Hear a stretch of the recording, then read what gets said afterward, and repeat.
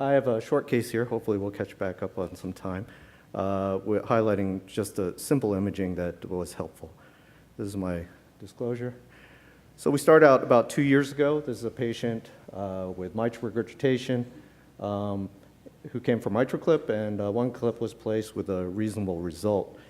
The issue was, during the procedure 2 years ago, during device prep, the handle wasn't pulled back, and that contributed to us getting stuck across the atrial septum.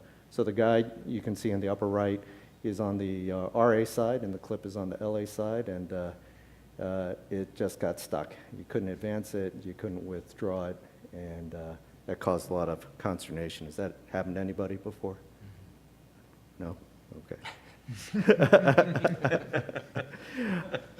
All right, so it was able to get through, and the procedure was performed as you saw, but the problem was that, we tore the fossa there. You can see a big hole, you can see a piece of tissue wiggling, and there's bidirectional shunt. So decent MitraClip result, big hole. So it was a 28 millimeter closure device. So far, so good, but it's actually 2 years later, patient comes back and he's got worsening mitral regurgitation, and it's medial and lateral to the clip. There's an eccentric component, not a surgical candidate,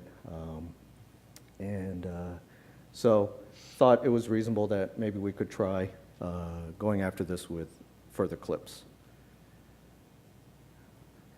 So one of my junior interventional echo colleagues was doing the case and told me that, I could see the needle coming down the SVC and on the superior portion, but then I lost it and I couldn't see the needle tenting.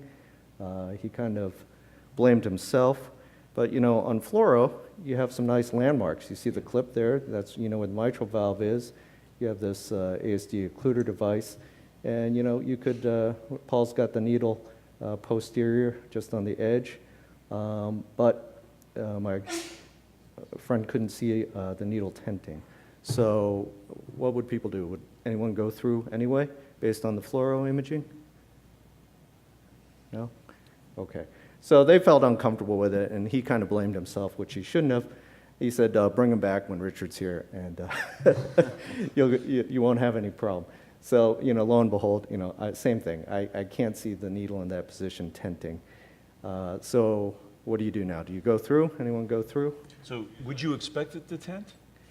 Well, at least to see the needle tip, maybe, yeah. if it's not on the device. Did you try staining the septum or doing anything else to help? No, I don't think we've tried anything. The other option is, get the this is you can see the images were from an old IE33. Well, get the latest machine with 20D imaging. Do you think that'll help?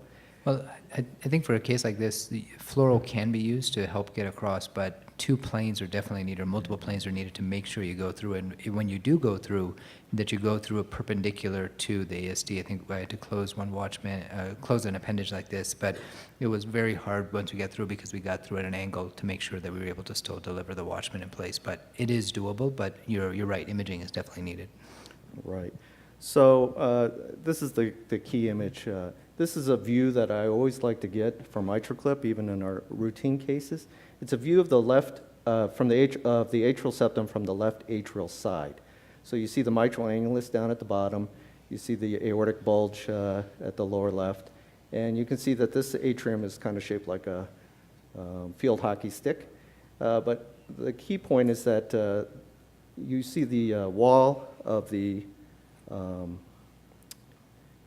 inferior wall of the left atrium really abuts right against the posterior part of this closure device. So if you would have pushed the needle through, you may have ended up in pericardial space. So this view is helpful. Oh yeah, okay, thanks. In routine cases too, because it really tells you where you cross in relation to the mitral valve, and it can warn you if you're too anterior and you're going to end up with an aorta hugger. But in this case, it was helpful. We know we didn't have room in the ideal location posteriorly. So now your options are to go very low, or to go very high. This is about 4.5 centimeters right here. So you'd be very high, or you could go super anterior and try to battle an aorta hugger. Any thoughts? No? Okay. Well, I did this with Paul, and he decided to go through the device. So I don't know if anyone's ever described that before. But here we see that to get the best chance of putting 2 clips in, you probably want a good transeptal location. So Paul used a Bayless to get through, which was interesting. I think it gave some warning messages as the needle hit the nitinol, but was able to get through. And here we see it's a reasonable site. We thought that maybe going too close to the periphery, the discs might move and cause some interaction. So it's a little bit closer to the middle. And then the next problem is, well, how are you going to get your guide through there? And so Paul does a balloon dilatation, and then with some finagling, we're able to get the dilator across and the guide into the LA. And we were able to place 2 more clips, medial and lateral, to the original clip. We got some braces here. Nice, reasonable result. But, we do have some shunt left across the occluder device. It's not bidirectional, it's all left to right. We weren't quite sure what to do with that, so we left that for now. But would anyone try to put another device inside that? Show us next year. So just a short case highlighting that, imaging doesn't necessarily have to be fancy, but certain views can really help you in certain situations.